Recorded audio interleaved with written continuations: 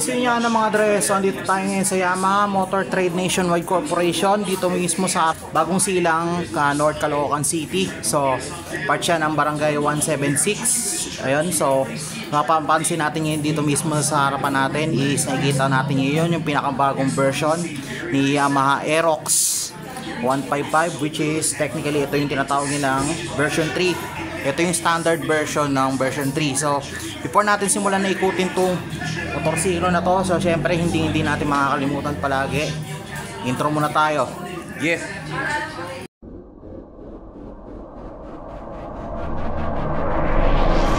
Yan mga dre, so kagaya ng sinabi ko kanina, so andito sa harapan natin ngayon yung Yamaha Aerox version 3.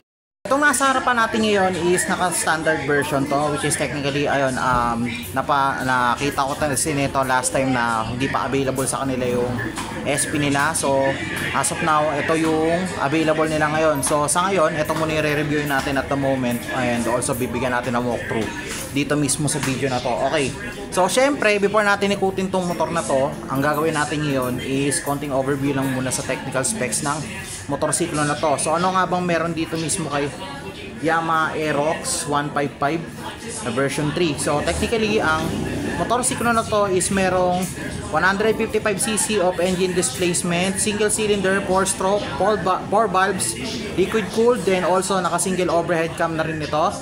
Then also compression ratio nito is 11.6:1.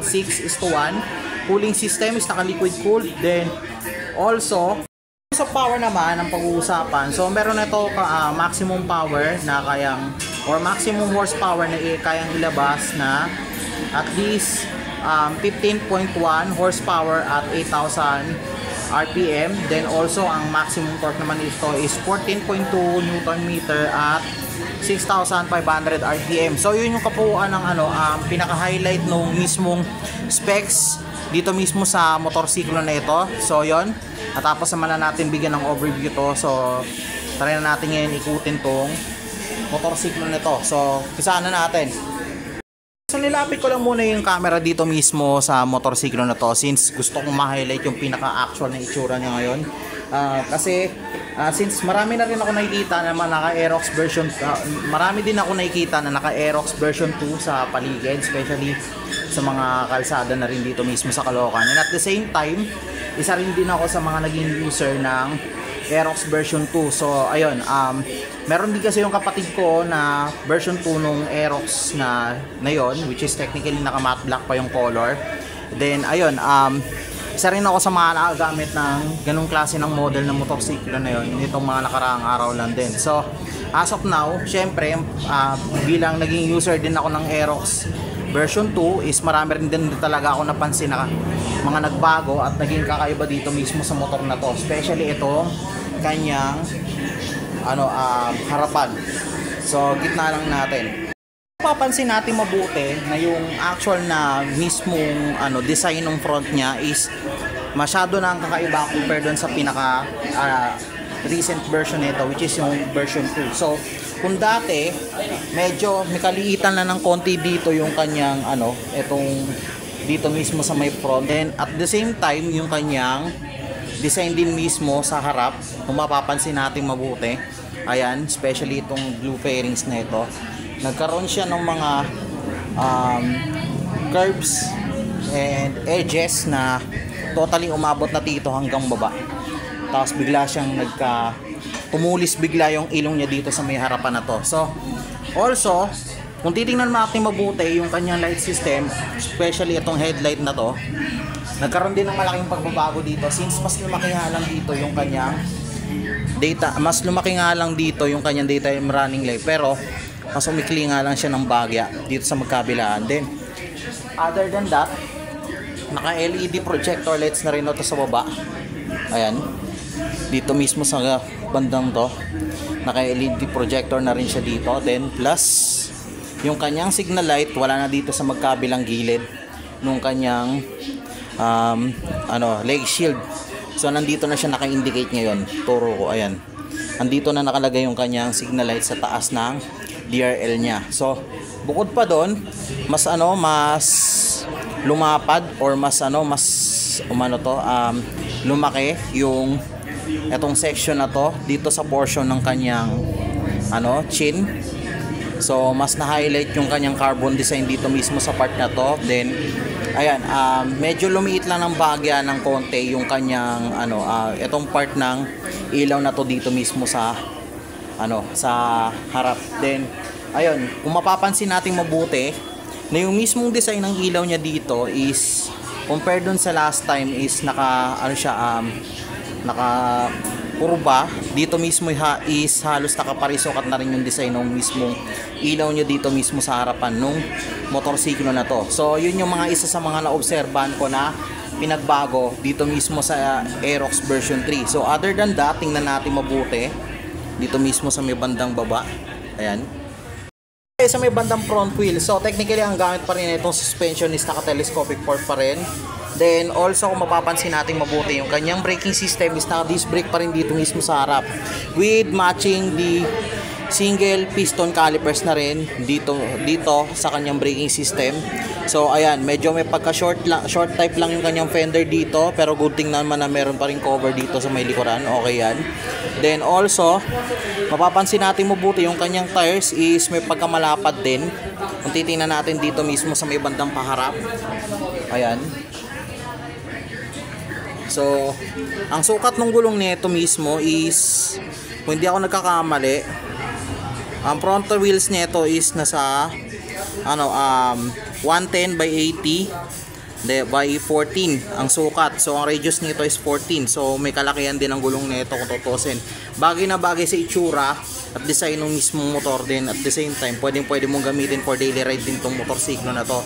Kahit na medyo may pagka sport type lang na maxi scoot yung itsura ng unit na to. So ayan. Also, naka-tubeless na rin itong gulong niya dito mismo sa may bandang harapan. So, take note nyo yan. Then, ang pagkakaalam ko, dito mismo sa kanyang brakes is ABS na rin ito dito mismo sa may front. So, yun. So, ito yung pwede kong masabi dito mismo sa motorsiklo na to sa may bandang harapan. So, other than that, tingnan natin mismo yung pinakagilid niya. Comparison dun sa last version nito, version 2, yung design nito napapansin ko lang. Ang design kasi ni version 3 technically is napaka-minimal na lang. So from dito mismo sa side, dito mismo sa front, tapos dito mismo sa may ganyang rear, ayan. Halos napansin ko yan, bibihira na lang ko, konti na lang yung sticker na meron dito mismo sa version na to. Since ayan, very parang ang galing na nung ginawa ni Yamaha, kasi kahit na very minimalist lang yung design ng mismo motorsiklo na to is napakaganda pa rin tingnan. Especially ang isa pa kasi sa nagpa-astig dito mismo sa design na to is yung mga sharp edges na design nito dito mismo sa side tsaka dito mismo sa front. So yun, na-highlight ko na rin kanina. Then also yung kanyang head cowling dito mismo sa taas, ito lang ang halos wala pang pinagkaiba as of now.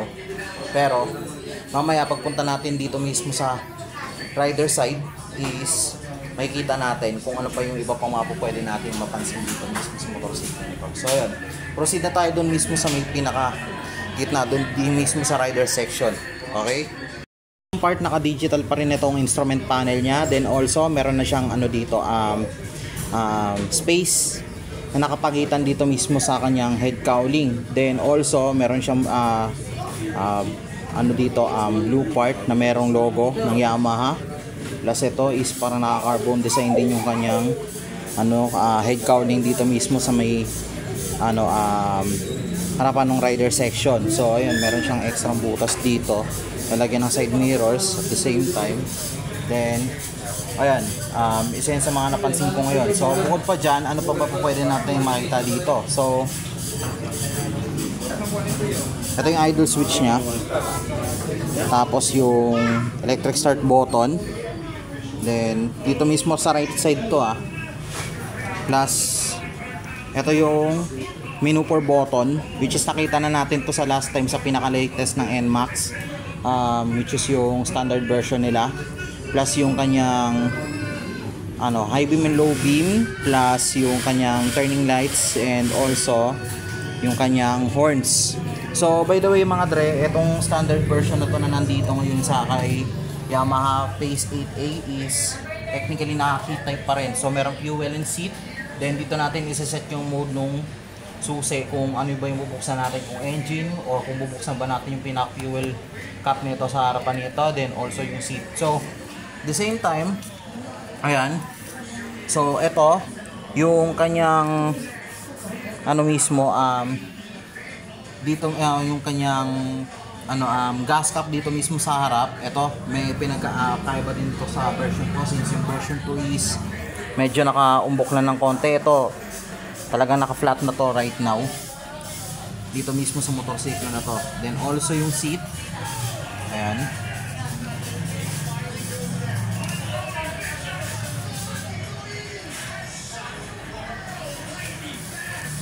malambot din yung seat niya ito. Sa akin, saktong-sakto lang. So may pagka-sporty look nga lang din yung seat niya ito, pero goods naman. Also mukhang komportable pa rin ito sakyan. Same din yung pinakanaunang version na ito. Since hindi naman siya masyadong malambot, hindi naman siya masyadong matigas. Kumbaga saktuhan lang for riding comfortability na rin at the moment. So ayun, medyo may pagka-sporty look lang din talaga yung itsura ng kanyang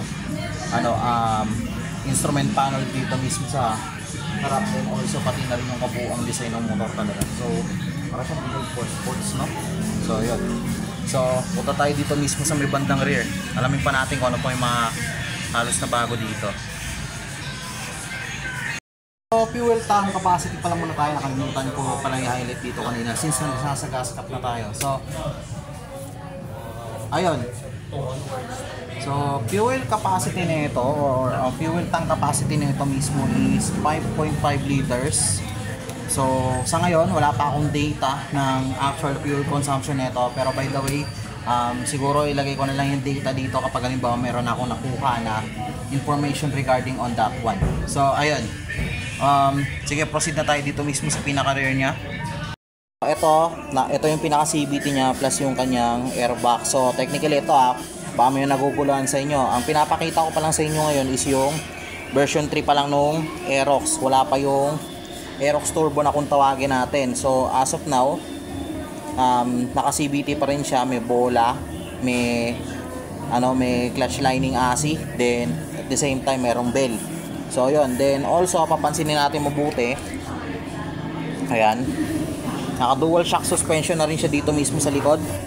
Then also ito, mas malaki nga lang yung gulong niya dito mismo sa may bandang likuran or dito mismo sa kanyang rear part. So ang rear part nito, if I'm not mistaken, ang rear part nito mismo is size pala nitong rear is nasa 140 by 70 by 14. So ito, mas may kalaparan to ng bahagya doon mismo sa likod. So technically ito ganun talaga pinaka default na size ng gulong pagdating sa rear, para at least mapaganda yung balance intake natin dito mismo sa motorsiklo na to. So bukod pa dyan, naka disc brake na rin ito dito mismo sa may kabila ay sa mismong rear. So technical speaking, naka disc brake na rin siya dito sa part na to. Then also mapapansin natin is naka na rin ito, single piston caliper na rin dito mismo sa may bandang likuran. Then also naka swing arm base na rin yung kanyang chassis nito dito mismo sa may likod. So ayun. So pansinin naman natin itong pinaka rear light system niya, which is technically ayan. So yung pinaka rear light system niya dito is naka-LED na rin, especially itong tail light, tapos itong dalawang turning lights niya dito mismo sa likod. So ang pinakakaiba nito yung pinaka-design ng kanyang turning lights dito mismo sa kabandang likuran. So very unique, naka-flat na siya. Then also naka-LED na rin ito pareho. Then fenders, same pa rin ang kanyang design. Mapapansin natin plate light, tapos plate holder. Then malapad pa rin yung kanyang fender, good for protection para sa dirt intake papunta dito mismo sa OBR natin. So ayun, another thing nakalimutan ko palang banggitin kanina, ayun, meron pala siyang rubber cover dito mismo sa may bandang likuran. Wala lang siyang mudguard dito dito mismo sa loob. So, ayun. Overall, insight ko dito mismo sa motor na to, mas lumapad, mas lumaki, mas naging bulky, then also mas naging edgy yung design niya compared doon sa pinaka-previous version niya, version 2. So, ayun yung mga na-assess ko sa kanya. Then also, in terms of design, na rin dito mismo sa kanyang stickers, napansin ko rin na itong mismong version 3 is sobrang minimalist na rin yung design nito. So, performance, hindi ko rin masabi as of now since hindi pa ako nakakapag-try nung mismong unit na to. Siguro hopefully kung magkakaroon man ako nito sa mga susunod, siguro kung makabili man ako ng isa nito, siguro try ko siya i-review via test ride na rin as of the moment. So yun. So yun yung pinaka-overall na review ko dito mismo kay Aerox version 3 right now. Then also yun din yung pinaka-walkthrough ko dito mismo sa motor na to. So yun. So yun yung madre. So ito si Sir Joe, yung isa sa mga staff nung Yamaha Motor Trading. Bagong silang Caloocan. So ayan. Currently ang height niya is 5'6". Then also ito yung posture niya kapag halimbawa na sakay siya mismo sa Aerox 155. So currently tama po ba sir? Tiptoe kayo no? Medyo tiptoe lang ng konti. So ayun, sa 5'6" medyo tiptoe lang ng konti. So ganun din, malamang ganun din yan sa mga height ng 5'5" pababa. Medyo tiptoe lang din ng konti. Then also easy to maneuver lang din tong gantong klase ng motorsiklo right at the moment. So ayun. So yun yung kabuuan na assessment namin dito sa motorsiklo na to. So yun. Testing naman natin pag sa akin. Ako take note, 5'5" ang height ko. Ayan. So yun, ito yung actual na posture ko dito mismo sa motorsiklo na to. So medyo tiptoe lang ako ng konti. Yung pinaka-turn radius niya, okay siya. Madali lang din ito. Then at the same time, malaki din yung sakop ng radius niya pag ito. So ito maneuver dito pag halimbawa ng mga medyo maliit na libuan din para dito mismo sa motorsiklo nito. So riding comfortability, tapos na off din. Since upright din yung position ko. Ayan. So good na good siya for daily riding purposes. Especially pag city riding mo siya gagamitin. Nakakatakot pa matingin. Sige sir, salamat. Sige, so yun. Na-test na rin natin yung seat height test na rin natin tong motor na to. Then also na-overview ko na kayo sa specs plus na-walkthrough ko na rin kayo sa buong motor na to. So yun, price tayo. So currently ang cash payment nito o yung pinaka-cash price ng motorsiklo na to is umaabot siya ng exact 125,900 pesos. Then also, kung kukunin mo siya ng at least installment, kung kailangan mo mag-down payment to be exact ng 13,000 pesos, then ang available lang niya na monthly for this unit is for 36 months lang. So, for 36 months, ang huhulugan mo dito mismo sa motorsiklo na to is 5,681. Medyo mura nga. Mura nga talaga to. So, yun. So, again, ayan, napakaganda ng motor na to. So, ang ganda na design, very bulky, very sharp. So, goods to for aerodynamics. So, yun yung masasabi ko dito sa motorsiklo na to. So, yun. Again, ito nga po pala ulit ang inyong lingkod, Japs. So, nagsasabi sa inyo na ride safe, stay safe always. So, Japs, out. Thank you.